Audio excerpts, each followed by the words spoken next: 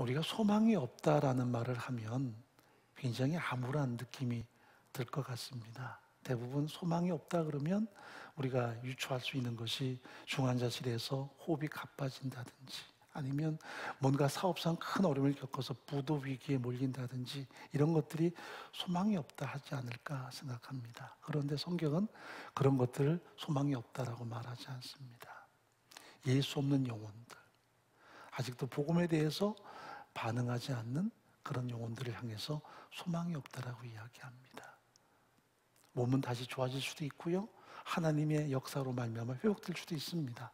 사업도 다시 일어날 수 있습니다. 그러나 하나님의 영이 임하지 않고 복음이 없어서 영원한 심판으로 치닫는 그 영혼이 다시 살아날 길은 불가능한 것입니다. 그렇게 성경은 항상 소망이 없다 할 때에 가장 중요한 것은 어떤 육체의 건강이나 물질의 문제가 아닌 그 영혼의 문제에 대해서 심각한 관점으로 말씀한다는 것을 기억해야 돼요.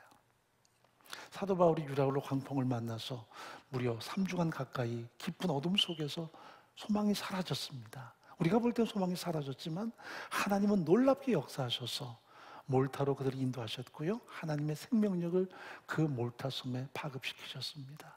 인간이 볼 때는 나 죽겠네 하고 나뒹굴고 막 죽을 것 같지만 하나님은 그 가운데 섭리하셔서 당신의 구원 계획을 이루고야 마시는 거죠. 우리는 현실에 급급하다 보니 죽겠다 말합니다.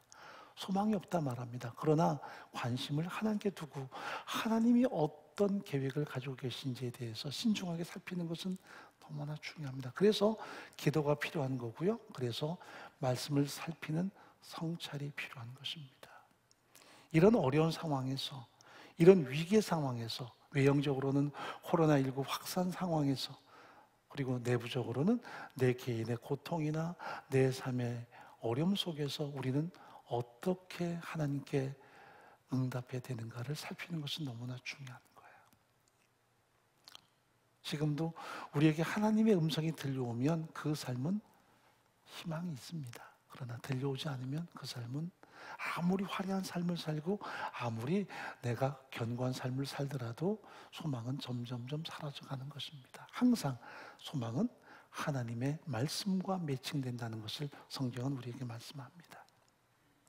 그런 면에서 우리는 과거에 절대 절망의 삶을 살던 존재들이었습니다. 그 절대 절망은 물질의 문제나 육체의 어떤 질병이 아니었습니다. 바로 영적인 문제였습니다.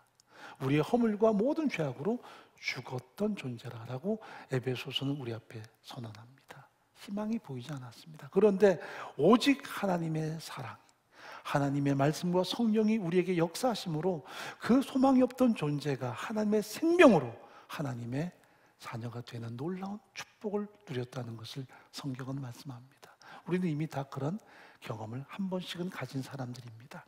절대 절망에서 하나님의 희망으로 회복된 그 현장들이 우리에게 존재합니다. 그런데 그 현장들이 지금도 여전히 감동으로 자리매김하느냐에 대해서는 각 사람마다 다를 거예요.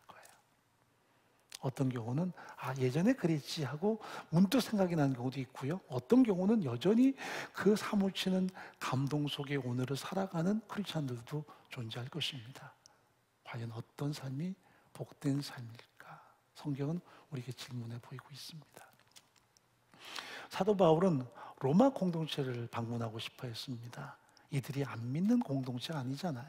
이미 다 예수를 믿고 특별히 세계의 중심이었던 로마에서 자기들의 신앙을 은근히 자부심을 갖던 그들에게 바울은 방문해서 만나고 싶어 하고요, 또 그들에게 주고 싶은 선물 보태가 있음을 분명히 드러냅니다. 여러분에게 내가 정말 성령의 선물을 나눠주고 싶다. 우리 한글 번역은 신령한 은사라고 이야기했는데 이 부분을 성경대로 해석하면 성령의 선물을 나누고 싶다.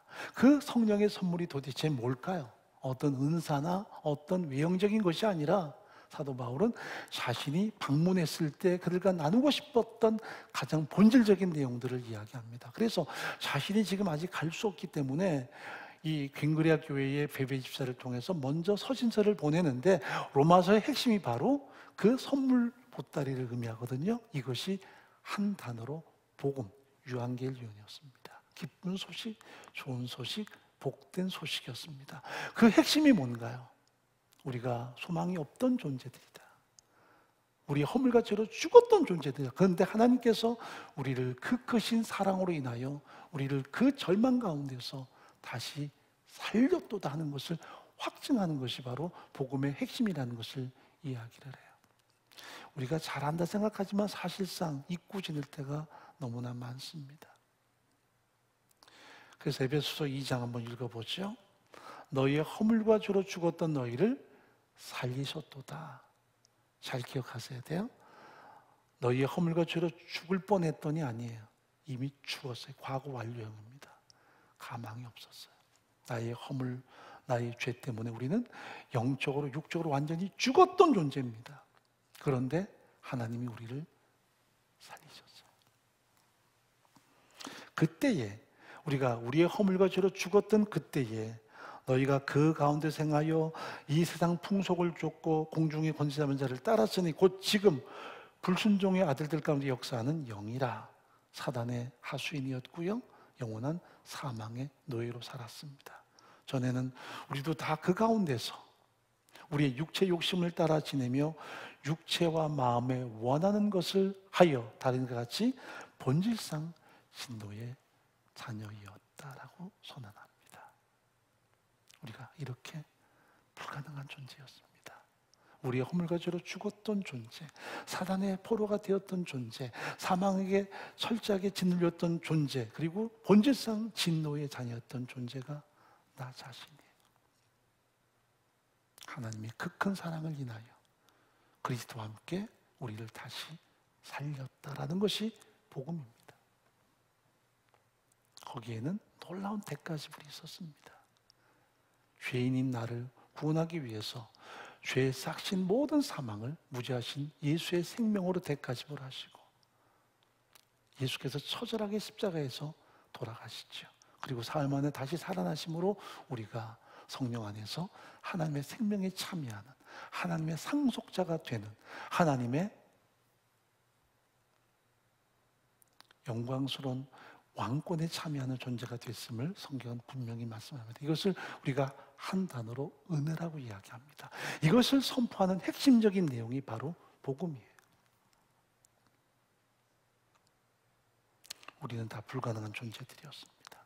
그런데 우리의 모든 죄, 우리의 모든 허물, 우리의 모든 사망을 예수께서 대가지불하시고 우리를 생명으로 이끄신 것입니다. 하나님의 자녀 되게 하시고 상속자가 되게 하신 것입니다. 하나님께서는 엄청난 대가지불이 있었습니다. 예수의 십자가였습니다. 예수께서 엘리엘리 라마 사박다니 나의 하나님 어찌 나를 버리십니까 할 때에 성부 하나님의 마음이, 심장이 터집니다. 예수의 고난과 죽음만 있는 것이 아닙니다. 성부께서 죽음보다 더 고통스러운 그 시간을 감내하신 것입니다. 그리고 그 대가지불을 통해 나를 하나님의 자녀로, 상속자로 세우신 것입니다. 이것이 복음입니다. 마땅한 것이 아닙니다. 당연한 것이 아닙니다. 항상 들을수록 이게 경이로워야만 합니다. 우리 가슴 속에 때로는 섬뜩하기도 하고 때로는 놀라워야 합니다. 내가 이런 죄인이었구나. 이렇게 나의 허물과 죄로 죽었던 존재였구나. 나는 가망이 없었구나. 그런데 그 크신 하나님의 사랑과 긍휼로 말미암아 나를 구속하셨구나 하는 그 복음에 대한 우리의 반응은 감동으로 자리매김할 수 있어야 됩니다. 그런데 문제가 뭔 줄 아세요? 제법 믿는 가운데 우리가 잊고 살든지 당연시하고 살 때가 많습니다. 그래서 지금도 어쩌면 이 복음을 다시 듣자 할 때 지금 3주째 같은 주제네 그럴 수 있어요. 여러분 100번을 들어도 이 복음 은혜는 결코 그냥 흘려 들을 말은 아닙니다. 놀라운 하나님의 사랑의 신수가 여기 담겨 있고요. 하나님의 크신 사랑이 이 속에 담겨 있습니다. 나는 나의 죄와 허물로 죽었던 존재구나. 온통 심판밖에 없는 존재구나. 하나님과 원수된 존재였구나. 그게 우리의 본 모습이라면 하나님은 온통 사랑으로 은혜와 배려를 통해서 예수 십자가의 모든 대가들을 통해 나를 당신의 자녀로 삼았다는 그 자체가 우리에게는 마땅한 이야기가 아니라 언제나 경이롭고 언제나 감동스러운 하나님의 선물인 것을 기억하고 살아가야 되는 것입니다.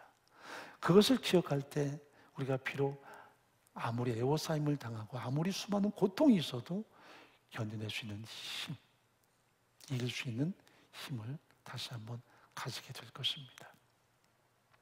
그러므로 복음은 예나 지금이나 끊임없이 우리에게 선포되는 가장 소중한 하나님의 선물이요, 능력이라는 것 성경 분명히 말씀합니다. 복음은 능력입니다. 어떤 능력이냐? 죽은 자를 살리는 능력입니다. 지금도 예외가 없습니다. 우리가 에스겔서 31장에 보게 되면 하나님의 에스겔을 통해 기가 막힌 환상을 보이십니다. 그것은 미래에 대한 비전이었죠. 에스겔을 이끌어서 거대한 골짜기로 인도합니다. 거기에는 온통 마른 뼈가 가득 널려 있었습니다. 아마 에스겔이 그걸 보면서 막 숨이 막혔을 거예요. 온통 마른 뼈가 가득한 그 골짜기에서, 그 절망이 감도는 상황에서 뭔가 마음에 큰 무거움이 있었을 것입니다. 그때 음성이 들려옵니다. 에스겔아, 이 뼈들이 능히 살겠느냐. 여러분, 방금 죽었던 사람도 못 사는데 마른 뼈들이 어떻게 살겠습니까? 그러나 에스겔이 고백하지요. 주께서 하십니다. 너는 이 뼈들에게 태어나라. 자신의 말을 하는 게 아니라 하나님이 주시는 말씀을 그들에게 전달하는 것이 대언이고요. 그 대언하는 역할이 바로 예언자들의 사역이었습니다. 그래서 하나님의 말씀을 대언하는데, 뼈들아 서로 조합되어서 그 뼈에 살이 덮이고 근육이 덮이고 살까지 덮여서 군대가 되라 명했더니, 놀랍게도 뼈가 스르르 조합되면서 거기에 살이 덮이고 피부가 덮이면서 하나님의 군대가 되는데, 문제는 생기는 없었습니다. 생명이 없었어요. 아무리 뻔뜻한 군대라도 생명이 없으면 무용지물이지요. 그런데 또 복음은 생명임을 선언합니다. 하나님께서 말씀하세요. 에스겔아, 너는 성령을 통해서 이 모든 죽은 자에게 들어가 그들을 살게 명하라. 그랬더니 에스겔이 선언하죠. 생기야, 동서남북에서 불어와서 이 죽음을 당한 자에 들어가 살게 하라 했더니, 그 성령의 구약적인 표현이 생기거든요. 그들 속에 성령이 임하셔서 그들이 큰 하나님의 군대로 움직입니다. 이것이 하나님의 비전이었습니다. 첫째는 나를 향한 하나님의 계획이었어요. 이렇게 성령의 능력을 통해, 복음을 통해 죽은 자를 살리시는 위대한 역사를 드러낼 것을 선언하는 것이고요. 그래서 우리 모두는 다 그런 메마른 뼈들이었습니다. 전혀 우리 스스로 반응할 수 없는, 우리 스스로 일어날 수 없는 그런 무능한 존재였는데, 바로 복음이, 성령이 내게 역사해서 지금 나를 하나님의 사람으로 갖추게 하시고 우리 안에 성령이 내재하심으로 예수를 주로 믿고 하나님의 아버지로 부르는 하나님의 용사, 하나님의 상속자가 되게 하신 것을 예표하는 내용입니다. 그렇습니다. 복음이 능력입니다. 복음이 생명력입니다. 그 복음만이 우리를 일으키는 능력, 복음만이 우리를 살리는 유일한 근원이라는 것을 성경은 분명히 말씀하죠. 자, 에스겔 37장 5절입니다. 주 여호와께서 이 뼈들에게 말씀하시기를 내가 생기로 너에게 들어가게 하리 너희가 살리라. 그래서 우리가 마른 뼈들이 사는 거예요. 얼마 전에 우리나라 뉴스에 보니까요, 우리나라에 두 사람의 냉동인간이 있더라고요. 원래는 한 분만 있었는데 얼마 전에 또 한 사람의 냉동인간이 탄생을 했습니다. 뭐냐면, 첫 번째 냉동인간은 80살이 넘은 어르신인데, 그 아드님이 이 어머니가 불치병으로 돌아가시자 언젠가 의학이 고도로 발전하면 우리 어머니를 살릴 수 있겠지 싶어서 돌아가시자마자 270도가 넘는 질소 냉동고에 넣은 거예요. 그렇게 하기 위해서는 수억이 듭니다. 그렇게 해서 자기 어머니를 지금도 냉동고에서 존재하도록. 근데 두 번째 냉동인간은 휘은이 간 넘은 여성입니다. 남편이 자기 아내가 세상을 떠나자 너무나 안 돼서 그 아내를 언젠가 살리겠다는 일념으로 그렇게 냉동고에 넣습니다. 그래서 우리나라에 냉동인간이 2사람이 있습니다. 여러분 어떻게 그 갸륵한 마음을 비난할 수 있겠습니까? 그 마음을 충분히 이해하죠. 뭐 돈이 문제겠습니까? 돈만 있다면. 그런데 가능할까? 만약 의학이 고도로 발전해서 그들을 살린다 하더라도 중요한 것은 그들의 영혼이 살아남지 않으면, 그들의 영혼이 하나님 앞에 바로 서지 않으면 불가능한데, 이미 영과 육은 분리됐고요. 남아있는 것은 육체밖에 없잖아요. 영혼은 하나님께 갔을 텐지 아니면 심판에 처했을 텐데, 육체가 살아나들 사실은 그 영혼은 존재할 수 있는 상황이 아니죠. 여러분, 우리가 다시 사는 부분이 육체도 살지만 먼저 중요한 것은 영혼이 살아야만 합니다. 살리는 것은 영이니 육은 무익하니라. 육만 산다면 육체는 언젠가 다 무너져 버리고 말지요. 하나의 살덩이에 불과하지요. 세상에는 자기의 정신과 자신의 혼으로 살아가지만 그들의 삶도 물론 때로는 소중하고 때로는 사려 깊고 때로는 존귀하지만, 그러나 하나님의 영이 임하지 않는 인간의 혼은, 인간의 모든 지식은 그야말로 죽음으로 끝나는 게 아니라 영원한 심판까지 갈 수밖에 없는 그런 처절함이 있죠.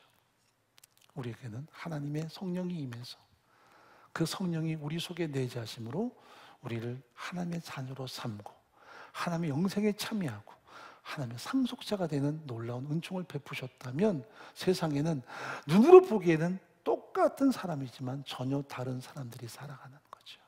우리가 그것을 볼 수 있는 깊은 통찰력이 있어야 되죠. 아무리 부유해도, 아무리 번성해도, 아무리 강건해 보여도 육으로 사는 동물적인 삶이 있는가 하면 영으로 사는 하나님의 사람들의 가치관이 따로 있는 거죠. 그래서 복음은 우리에게 내가 무엇으로 사는가에 대한 하나의 진정한 성찰을 갖게 하는 능력이 되기도 해요. 지금도 복음이 들려와서 그렇구나, 나는 나의 허물과 죄로 죽었던 존재구나, 본질상 진노의 자녀이 되었구나, 희망이 없던 존재구나.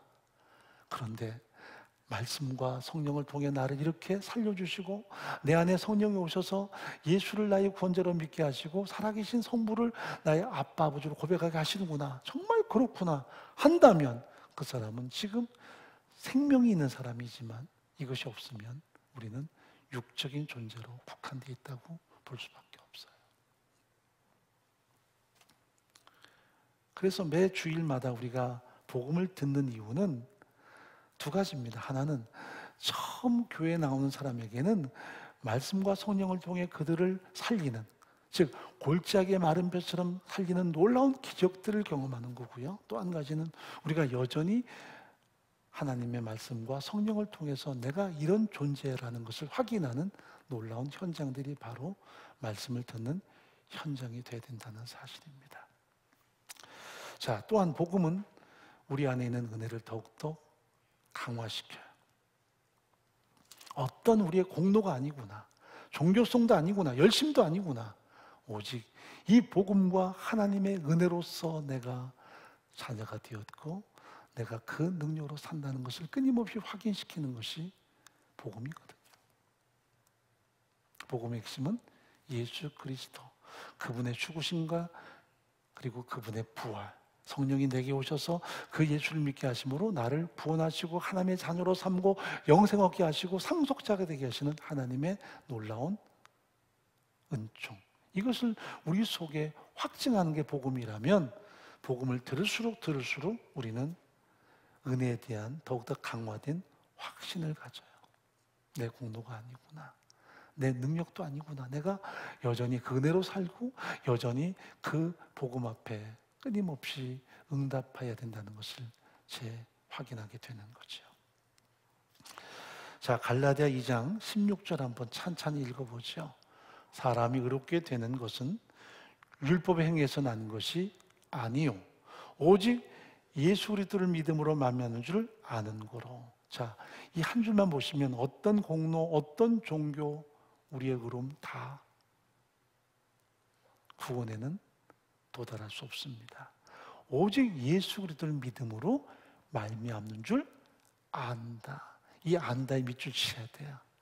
이성으로 아는 게 아니라 전격적으로 거기에 동의하는 것입니다. 그래서 성경이 말하는 이 안다는 말은 지정의입니다.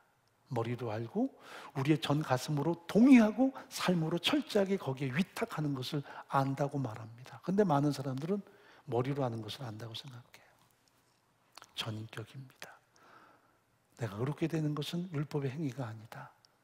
인간의 공로, 어떤 종교성이 아니다. 오직 예수 그리스도를 믿음으로만이 우리가 구원 얻는다는 것을 알아요. 우리도 예수 그리스도를 믿나니 이는 율법 행위에서가 아니고 그리스도를 믿음으로써 의롭다함을 얻으려 합니다.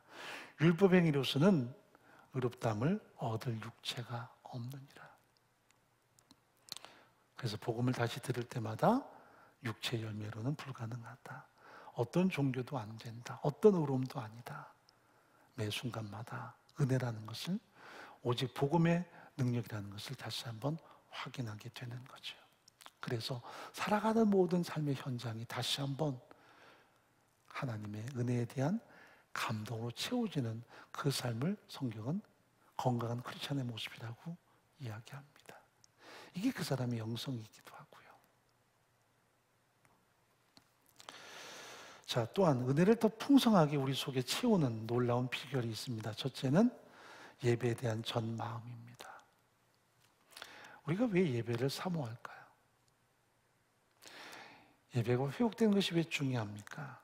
그것은 예배를 통해서 다시 한번 복음에 대해서 깊이 우리가 성찰하기 때문입니다. 예배는 어떤 의식도 아니고요, 종교성도 아닙니다. 예배는 우리가 하나님의 주권 앞에 철저하게 그 은혜를 감사하는 시간이고요, 다시 들려오는 하나님의 말씀을 통해서 내가 하나님의 자녀이 된 것이 내 공로가 아니구나, 오직 은혜구나라는 것을 확인하고 다시 한번 어느 것으로도 갚을 수 없기에 우리의 진정한 감사와 감격으로 하나님께 응답하는 그것이 바로 예배의 가장 중요한 핵심적인 요소라고 말할 수 있습니다. 그래서 예배 시간마다 우리가 참여한다면 가슴 속에 이 벅찬 감동을 담아야 돼요. 1시간 예배에 참여했다.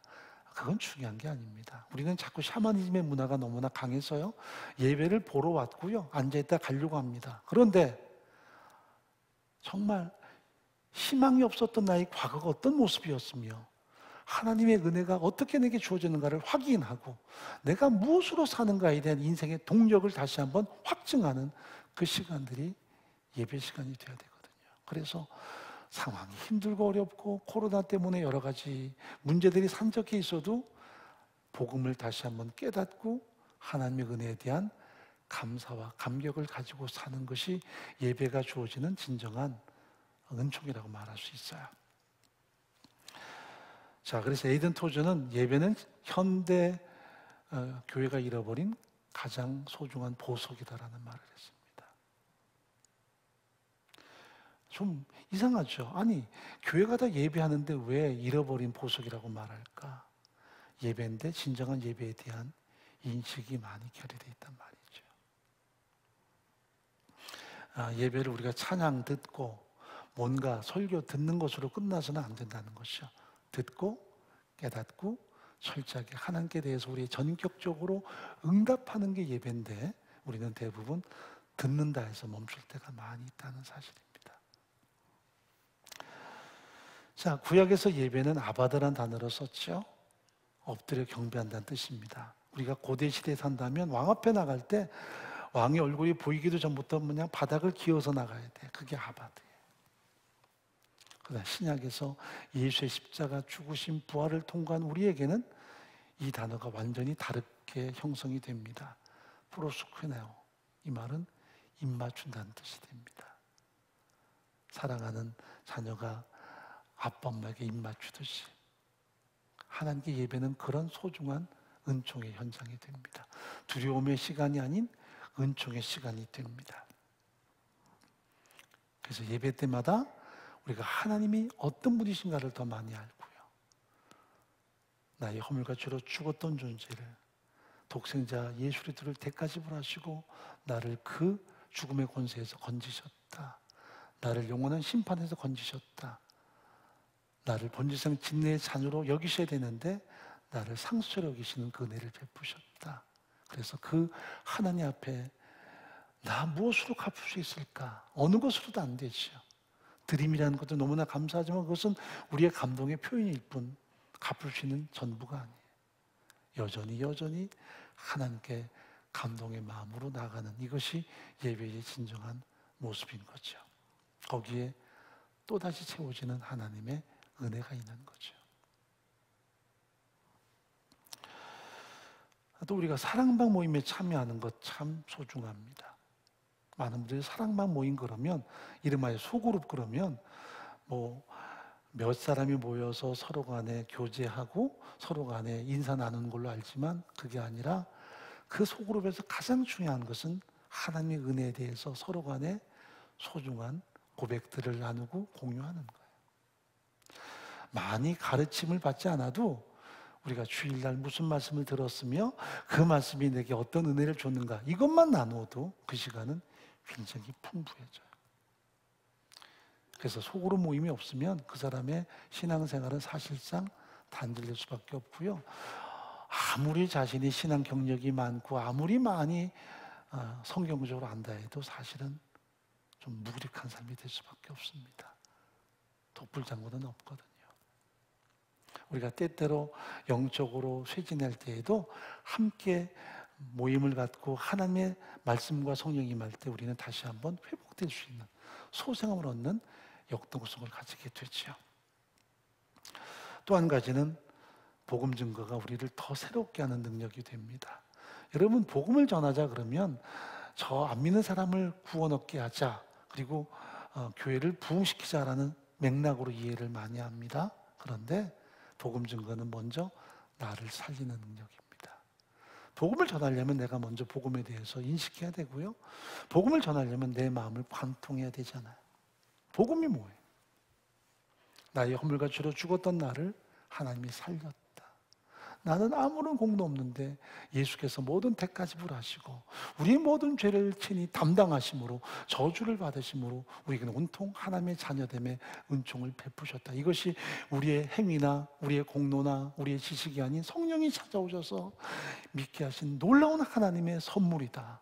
이걸 먼저 알아야 다른 사람에게 예수 믿으세요 전하죠. 그들이 안 받아들이면 진리와 말씀이 역사하지 않는 거고요.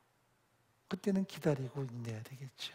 그러나 그들이 받아들이면 성령과 진리가 역사해서 그들을 변화시키는 위대한 현장을 우리가 함께 경험하는 거죠. 그래서 복음 증거는 우리가 진정한 하나님의 사람임을 확증하는 현장이 돼요. 그래서 내가 살고 그리고 다른 사람을 살리는 위대한 생명력이 바로 복음이죠. 왜 우리가 코로나가 좀 이렇게 다 끝나서 같이 만나기를 원할까요? 하다못해 명절날 가족들에도 만나기 원할까요? 서로 만나서 얼굴을 대하고 회포를 풀고 서로 교제하는 것도 좋지만 복음이 전달될 수 있는 현장으로 삼아야 돼. 특히 이번 추석 때 8분까지 모일 수 있다고 하니까 그렇게 해서 모인다면 과연 내가 어떤 마음으로 함께 할까? 복음이 증거되고 복음을 통해서 구원 얻는 놀라운 역사들이 드러날 수 있어야 되겠죠. 그게 마땅하죠. 자, 디모데후서 4장 2절 한번 읽어보십시다. 너는 말씀을 전파하라. 때를 얻든지 못 얻든지 항상 힘쓰라. 범사의 오래 참음과 가르침으로 경책하며 경계하며 권하라. 왜 오래 참아야 됩니까? 잘 안 듣거든요. 그럴 때마다 나도 예전에 저랬지. 진리와 성령이 함께 역사하면 된다는 걸 다시 한번 확인하고 우리는 안 들을 때는 그 사람에게 진리와 성령이 역사하지 않는 거고요. 누군가 들을 때는 놀랍게도 진리와 성령의 역사에서 하나님의 자녀로 삼는 놀라운 구원의 증거들이 나타나는 거죠. 그것 때문에 우리가 삶에 새로운 힘을 공급받는 거죠.